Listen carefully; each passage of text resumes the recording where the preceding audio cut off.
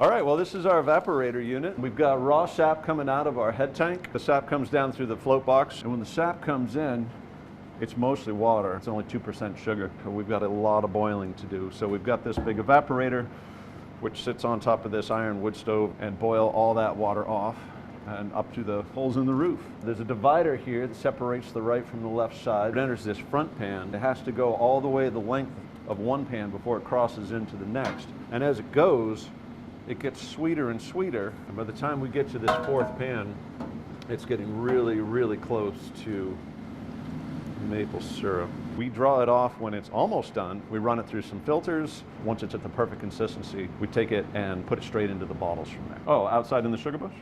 Yes, that's how we collect the sap out of the individual trees. On a spot like this one where we don't have any real topography to work with, we have to put individual buckets on trees, physically walk to each tree on snowshoes with collector buckets, pick the sap out of each one, and carry it back to a collector trailer. Common misconception that you have to use sugar maple. We can use any kind of maple. I mean, sugar maple is great, it's got some advantages, but about half the trees we've got here are red maples. We keep records with a Sharpie marker on our wall as to the day-to-day productivity in terms of quarts. Anything over about 50 gallons or so, that's probably about right in the wheelhouse of where we usually wind up.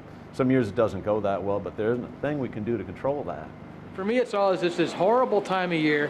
There's mud everywhere, and you produce this absolutely beautiful, magical thing just by taking sap out of a tree and boiling it. Crack that valve, and there's that stream of perfect syrup coming out of that. I don't care who you are, everybody just stands there and watches that. It's amazing.